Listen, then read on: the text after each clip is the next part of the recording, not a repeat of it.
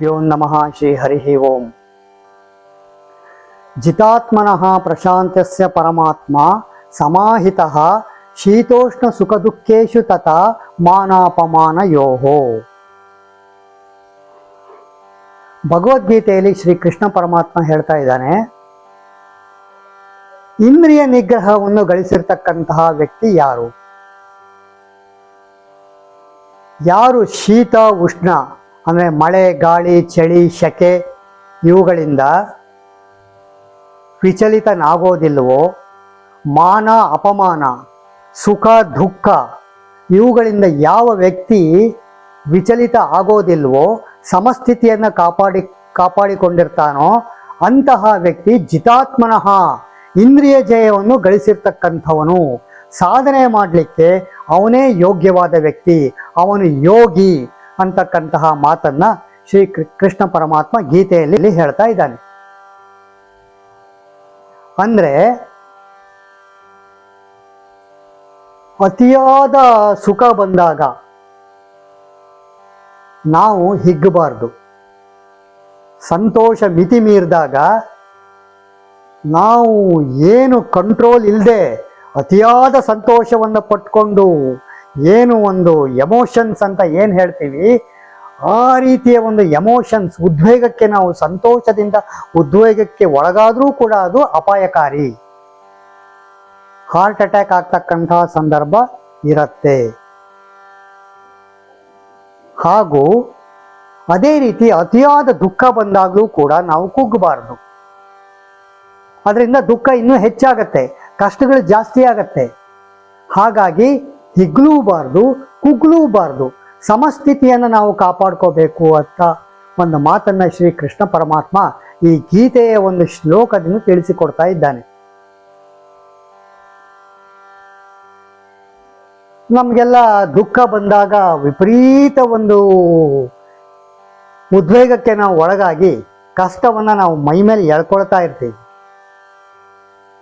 ನೋವಾಗತ್ತೆ ನಿಜ, ದುಃಖ ಆಗತ್ತೆ ನಿಜ. ನೋವು ಪಡಬಾರ್ದು, ದುಃಖ ಪಡಬಾರ್ದು ಅಂತ ಶಾಸ್ತ್ರ ಹೇಳ್ತಾ ಇಲ್ಲ. ಅದರಿಂದ ನಾವು ಕುಗ್ಗಿ ಹೋಗಬಾರ್ದು.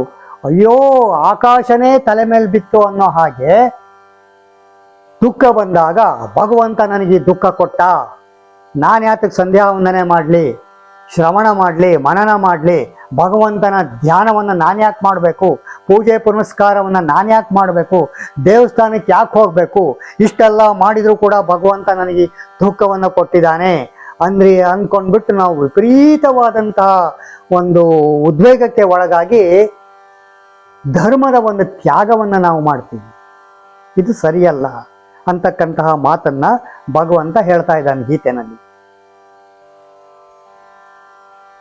ದುಃಖ ಆಗತ್ತೆ, ಏನೋ ಒಂದು ಕಷ್ಟ ಬಂದಾಗ, ಮನೆಯಲ್ಲಿ ಏನಾದರೂ ಒಂದು ಸಾವಾದಾಗ, ಅಥವಾ ಮಗಳು ಎಷ್ಟು ಹುಡುಕಿದ್ರು ಮಗಳು ಮದುವೆ ಆಗ್ತಾ ಇಲ್ಲ, ಅಥವಾ ಮಗನ ಮದುವೆ ಆಗ್ತಾ ಇಲ್ಲ, ಹಣದ ಕೊರತೆ, ಹೀಗೆ ದಾರಿದ್ರ್ಯಗಳು ಬಂದಾಗ ದುಃಖ ಆಗತ್ತೆ, ನೋವಾಗತ್ತೆ. ನಾವೆಲ್ಲ ಮನುಷ್ಯರು, ದುಃಖ ಪಡಲೇಬಾರ್ದು ಅಂತ ಶಾಸ್ತ್ರ ಹೇಳ್ತಾ ಇಲ್ಲ, ದುಃಖ ಆಗತ್ತೆ.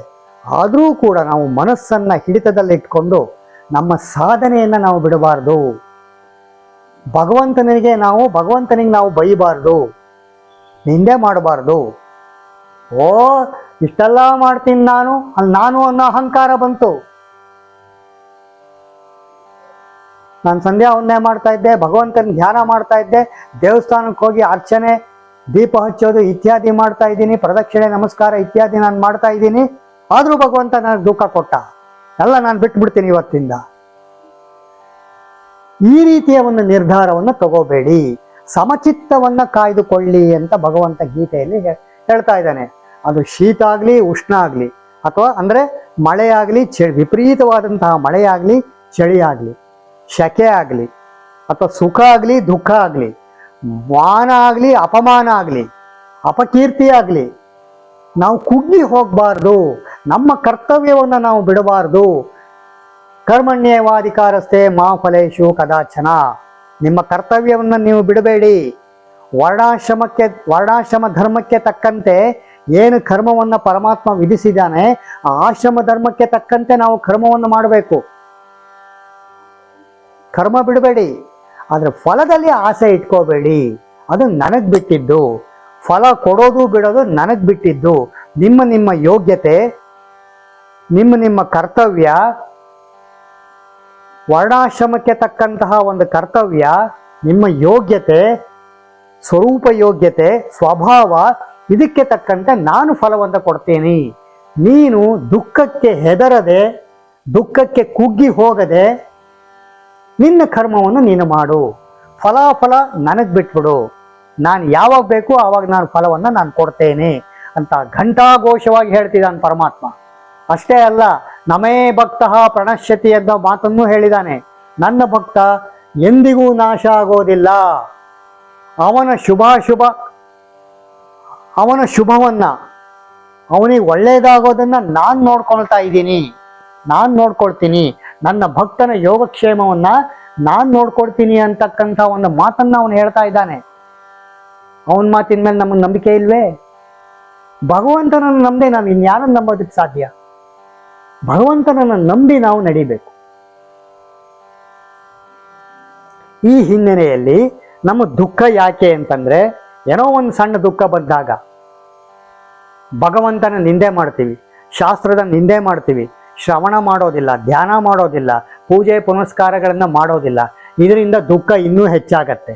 ದುಃಖ ಏನು ಕಡಿಮೆ ಆಗಲ್ಲ, ಮತ್ತಷ್ಟು ನಾವು ಕುಗ್ಗಿ ಹೋಗ್ತೇವೆ. ಆದ್ದರಿಂದ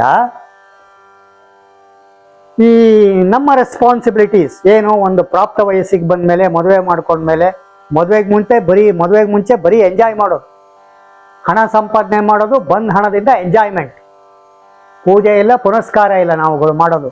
ಹೀಗೇನೆ ಮದುವೆ ಆದಮೇಲೆ ಹೆಂಡತಿ, ಮಗು ಅಂತಕ್ಕಂಥ ಒಂದು ಜವಾಬ್ದಾರಿಯಿಂದ ಚೆನ್ನಾಗಿ ದುಡಿಯೋದು, ಚೆನ್ನಾಗಿ ಹಣ ಗಳಿಸೋದು, ಯಥೇಚ್ಛೆ ಹಣವನ್ನು ಖರ್ಚು ಮಾಡೋದು, ಬೇಕಾಬಿಟ್ಟು ಖರ್ಚು ಮಾಡೋದು, ಹೋಟೆಲ್ಗೆ ಹೋಗೋದು, ತಿನ್ನೋದು, ಮಜಾ ಮಾಡೋದು, ಹೀಗೆ ನಾನಾ ರೀತಿಯ ಐಷಾರಾಮ ಜೀವನವನ್ನು ನಾವು ಕಟ್ಕೊಳ್ತೀವಿ.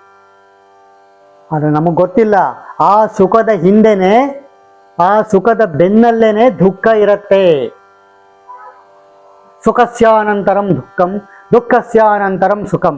ಈ ಮಾತನ್ನ ನಾನು ಬಹಳ ಸಲ ಹಿಂದೆನೆ ಹೇಳಿದ್ದೀನಿ ನಾನು. ಈ ಐಷಾರಾಮ ಜೀವನ ಸುಖ ಅಲ್ಲ ಅದು.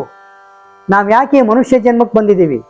ಮಾನವ ಜನ್ಮ ದೊಡ್ಡದು, ಅದು ಹಾನಿ ಮಾಡಲು ಬೇಡಿರಿ ಹುಚ್ಚಪ್ಪಗಳಿರ ಅಂತ ಅವತ್ತೇ ಪುರಂದರದಾಸರು ನಮಗೆ ಮನದಟ್ಟು ಮಾಡಿಕೊಟ್ಟಿದ್ದಾರೆ. ಈ ಜನ್ಮ ನಾವು ಸಾರ್ಥಕ ಪಡಿಸ್ಕೋಬೇಕು. ಮಾನವ ಜನ್ಮ ಸಿಗೋದೇ ಕಷ್ಟ, ಇದನ್ನ ಸಾರ್ಥಕ ಪಡಿಸ್ಕೋಬೇಕು ನಾವು.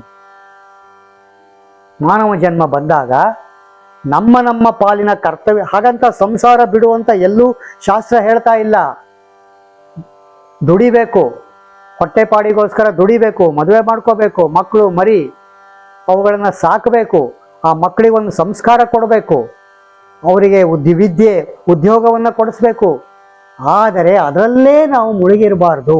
ಅದರೊಳಗೇ ಮುಳುಗಿದ್ದು ಜವಾಬ್ದಾರಿ ಮತ್ತು ಹಣ ಸಂಪಾದನೆ ಹಾಗೂ ಐಷಾರಾಮ ಜೀವನದ ಕಡೆ ನಾವು ಗಮನ ಕೊಟ್ಟರೆ ದುಃಖ ಕಟ್ಟಿಟ್ಟ ಬುತ್ತಿ. ಖಂಡಿತವಾಗ್ಲೂ ದುಃಖ ಆಗೇ ಆಗತ್ತೆ. ಅದರಿಂದ ನಾವು ಕುಗ್ಗಿ ಹೋಗ್ತೀವಿ. ಅಂದ್ಕೊಂಡಂತಹ ಕಾರ್ಯ ಆಗದೇ ಇದ್ದಾಗ, ಜೀವನದಲ್ಲಿ ವಿರಸ ಉಂಟಾದಾಗ ಅಥವಾ ನಿರಾಸೆ ಉಂಟಾದಾಗ ಖಂಡಿತವಾಗ್ಲೂ ನಾವು ಕುಗ್ಗಿ ಹೋಗ್ತೀವಿ. ಆ ಕುಗ್ಗಿ ಹೋಗೋದು ಬೇಡ. ಆ ಒಂದು ಮನಸ್ಥಿತಿಯನ್ನ ಕಾಯ್ದುಕೊಳ್ಳಿ ಅಂತ ಭಗವಂತ ಹೇಳ್ತಾ ಇದ್ದಾನೆ. ಹೇಗೆ ಈ ಮನಸ್ಥಿತಿಯನ್ನು ನಾವು ಕಾಪಾಡಿಕೊಳ್ಳೋದು? ಸಿಂಪಲ್.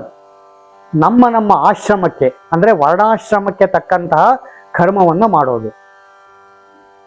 ಪ್ರಾತಃ ಕಾಲದಲ್ಲಿ ಎದ್ದು ಸ್ನಾನ, ಸಂಧ್ಯಾ ವಂದನೆ ಅಥವಾ ದೇವ್ರ ಪೂಜೆ ಇವುಗಳನ್ನು ಮಾಡಿ ನಮ್ಮ ಕೆಲಸಕ್ಕೆ ಹೋಗೋದು. ಬಿಡುವಿದ್ದಾಗ ಭಗವಂತನ ನಾಮಸ್ಮರಣೆ ಮಾಡೋದು. ಶನಿವಾರ ಭಾನುವಾರ ಅಂತೂ ಬೇಕಾದಷ್ಟು ಕೆಲಸಕ್ಕೆ ಹೋಗೋರಿಗೂ ರಜೆ ಇದ್ದೇ ಇರುತ್ತೆ. ಭಗವಂತನ ನಾಮಸ್ಮರಣೆ, ಸಂಕೀರ್ತನೆ ಮಾಡೋದು. ಅಲ್ಲಲ್ಲಿ ಧಾರ್ಮಿಕ ಕಾರ್ಯಕ್ರಮಗಳು ನಡೆದರೆ ಅಲ್ಲಿ ಹೋಗಿ ನಾವು ಅಟೆಂಡ್ ಆಗೋದು, ಆ ಧಾರ್ಮಿಕ ಕಾರ್ಯಕ್ರಮಗಳಲ್ಲಿ ಪಾಲ್ಗೊಳ್ಳೋದು. ಶ್ರವಣವನ್ನು ಮಾಡೋದು. ಮುಖ್ಯವಾಗಿ ಭಗವಂತನ ಕಥೆಯನ್ನು ನಾವು ಕೇಳಬೇಕು, ಅವನ ಮಹಿಮೆಯನ್ನು ನಾವು ತಿಳ್ಕೋಬೇಕು. ಶ್ರೀಮದ್ ಭಾಗವತದಂತಹ ಗ್ರಂಥಗಳನ್ನು ನಾವು ಅಧ್ಯಯನ ಮಾಡಬೇಕು, ಶ್ರವಣ ಮಾಡಬೇಕು. ಶ್ರವಣದಿಂದ ನಾವು ಮನನವನ್ನು ಮಾಡಬೇಕು. ಏನು ನಾವು ಭಗವಂತನ ಕಥೆಯನ್ನು ಶ್ರವಣ ಮಾಡ್ತೀವಿ ಅದನ್ನು ನಾವು ಬರೆದಿಟ್ಕೊಂಡು ಪದೇ ಪದೇ ಮನನ ಮಾಡಬೇಕು. ಒಂದಲ್ಲ 10 ಸತಿ ಭಗವಂತನ ಕಥೆಯನ್ನು ನಾವು ಕೇಳೋಣ. ಅದರಿಂದ ನಮಗೆ ಭಕ್ತಿ ಬರುತ್ತೆ. ಭಗವಂತನ ಮಹಿಮೆಯನ್ನು ತಿಳಿದು ನಮಗೆ ಭಕ್ತಿ ಉಂಟಾಗತ್ತೆ. ಆ ಭಕ್ತಿಯಿಂದ ಅಪರೋಕ್ಷ ಜ್ಞಾನ ಬರುತ್ತೆ. ಅಪರೋಕ್ಷ ಜ್ಞಾನದಿಂದ ಪ್ರಾರಬ್ಧ ಕಳೆದ ಮೇಲೆ ನಮ್ಮ ಭಕ್ತಿ ಅತೀ ಪರಿಪಕ್ವವಾಗಿ ಮೋಕ್ಷಕ್ಕೆ ನಾವು ಹೊರಟೋಗ್ತೀವಿ. ಮತ್ತೆ ಮತ್ತೆ ಈ ಸಂಸಾರಕ್ಕೆ ಬೀಳ್ತಕ್ಕಂತಹ ಪ್ರಮೇಯ ಒದಗೋದಿಲ್ಲ. ಪುನರಪಿ ಜನನಂ ಪುನರಪಿ ಮರಣಂ. ಯಾತಕ್ಕೆ ಬೇಕಿದು? ಪ್ರತಿ ಜನ್ಮದಲ್ಲೂ ಹುಟ್ಟು ಸಾವು, ಹುಟ್ಟು ಸಾವು, ಸಾಯಿ ಮತ್ತು ಹುಟ್ಟು, ಹುಟ್ಟು ಸಾಯಿ, ಕಷ್ಟವನ್ನು ಅನುಭವಿಸೋದು. ಸುಖ ಅಂತ ಇದ್ರೂ ಕೂಡ ಅದು ಸುಖ ಅಲ್ಲ, ಶಾಶ್ವತವಾದಂತಹ ಸುಖ ಅಲ್ಲ. ಯಾಕೆ ನಾವು ಈ ಸಂಸಾರ ಚಕ್ರದಲ್ಲಿ ಬೀಳಬೇಕು? ಭಗವಂತನ ಕಥಾಶ್ರವಣವನ್ನು ಮಾಡೋದ್ರಿಂದ, ಮನನ ಮತ್ತು ಧ್ಯಾನವನ್ನು ಮಾಡೋದ್ರಿಂದ ನಮಗೆ ಸಂತೋಷ ಉಂಟಾಗತ್ತೆ. ಇನ್ನರ್ ಫೀಲಿಂಗ್ಸ್, ಒಳಗಿರ್ತಕ್ಕಂಥ ಆಂತರಿಕ ಒಂದು ಸಂತೋಷವನ್ನು, ಆನಂದವನ್ನು ನಾವು ಕಂಡ್ಕೋಬಹುದು. ಈ ಒಂದು ಶ್ರವಣ ಮನನ ನಿಧಿಧ್ಯಾಸನ ಅಥವಾ ಧ್ಯಾನ, ಇದರಿಂದ ನಮ್ಮ ಒಳಗಿರ್ತಕ್ಕಂತಹ ಆನಂದವನ್ನು ನಾವು ಕಂಡ್ಕೋಬಹುದು. ಆನಂದ ಸ್ವರೂಪಿ, ನಾವೆಲ್ಲ ಜೀವಾತ್ಮರು ಆನಂದ ಸ್ವರೂಪಿ. ಆದರೆ ಆನಂದ ಅಂತಕ್ಕಂಥದ್ದು ಮುಚ್ಚೋಗಿದೆ. ನಾವು ಆ ಮುಚ್ಚೋಗಿರ್ತಕ್ಕಂಥ ಆನಂದವನ್ನ ನಾವು ಆ ಪರದೆಯನ್ನು ಸರಿಸ್ಬೇಕು. ನಾವು ಆನಂದ ನಮ್ಮೊಳಗೆ ಇದೆ, ಅದನ್ನ ಕಂಡ್ಕೋಬೇಕು. ಹೀಗೆ ನಾವು ಶ್ರವಣ ಮನನ ಧ್ಯಾನ, ಭಗವಂತನ ಮೇಲಿನ ಒಂದು ಭಕ್ತಿ ಪ್ರೀತಿಯನ್ನು ನಾವು ಮಾಡೋದ್ರಿಂದ ನಮ್ಮಲ್ಲಿರ್ತಕ್ಕಂತಹ ಆನಂದ ತನ್ನಿಂದ ತಾನೇ ಹೊರಗಡೆ ಅಭಿವ್ಯಕ್ತಿಯಾಗ್ತದೆ. ಆಗ ನಮಗೆ ಈ ಸಮಸ್ಥಿತಿ ಏನು ಪರಮಾತ್ಮ ಗೀತೆನಲ್ಲಿ ಹೇಳಿದ್ದಾನೆ, ಚಿತಾತ್ಮನಃ ಪ್ರಶಾಂತಸ್ಯ ಪರಮಾತ್ಮ ಸಮಾಹಿತಃ ಶೀತೋಷ್ಣ ಸುಖ ದುಃಖೇಶು ತಥಾ ಮಾನಾಪಮಾನಯೋಹೋ. ಶೀತ ಆಗಲಿ, ಉಷ್ಣ ಆಗಲಿ, ಮಳೆ ಆಗಲಿ, ಚಳಿ ಆಗಲಿ, ಸೆಕೆಯಾಗಲಿ, ಮಾನವಾಗಲಿ, ಅಪಮಾನವಾಗಲಿ, ಅಪಕೀರ್ತಿಯಾಗಲಿ, ದುಃಖವಾಗಲಿ, ಸುಖವಾಗಲಿ, ಇದನ್ನ ತಡ್ಕೊಳ್ತಕ್ಕಂತಹ ಶಕ್ತಿ ನಮಗೆ ಬರುತ್ತೆ. ಸಂತೋಷದಿಂದ ಹಿಗ್ಗೋದಿಲ್ಲ, ದುಃಖದಿಂದ ನಾವು ಕುಗ್ಗೋದೂ ಇಲ್ಲ, ಸಮಸ್ಥಿತಿಯನ್ನು ನಾವು ಕಾಪಾಡ್ಕೊಳ್ತೀವಿ. ಈ ಒಂದು ಶ್ರವಣದಿಂದ, ಅಂದರೆ ಭಗವಂತನ ಕಥೆಯನ್ನು ನಾವು ಕೇಳೋದ್ರಿಂದ, ಮನನ ಮಾಡೋದ್ರಿಂದ ಈ ಒಂದು ಸಮಚಿತ್ತವನ್ನು ನಾವು ಕಾಪಾಡ್ಕೊಳ್ಬಹುದು. ಹಾಗಾಗಿ ಈ ಸಮಚಿತ್ತವನ್ನು ನಾವು ಕಾಪಾಡಿಕೊಂಡ್ರೆ ಸುಖ ತನ್ನಿಂತಾನೇ ನಮಗೆ ಲಭಿಸ್ತಾ ಹೋಗುತ್ತೆ. ದುಃಖವನ್ನು ಸಹಿಸುವಂಥ ಶಕ್ತಿ ನಮಗೆ ಬರುತ್ತೆ. ಕ್ರಮೇಣ ಭಕ್ತಿ ಉಂಟಾಗಿ ನಾವು ಮೋಕ್ಷ ಮಾರ್ಗದತ್ತ ಸಾಗಬಹುದು. ಭಗವಂತ ನಮ್ಮ ಯೋಗಕ್ಷೇಮವನ್ನು ಅವನೇ ನೋಡ್ಕೊಳ್ತಾನೆ. ಅವನೇ ಹೇಳಿರ್ತಕ್ಕಂತಹ ಮಾತುಗಳಿವೆಲ್ಲವೂ ಕೂಡ ಅವನೇ ಪ್ರೇರಣೆ ಕೊಟ್ಟು ಈ ನುಡಿಗಳನ್ನು ನುಡಿಸ್ತಾ ಇದ್ದಾನೆ. ಹಾಗಾಗಿ ನಾವು ಈ ನಿಟ್ಟಿನಲ್ಲಿ ಪ್ರಯತ್ನ ಮಾಡೋಣ. ಶ್ರೀ ಕೃಷ್ಣಾರ್ಪಣಮಸ್ತು.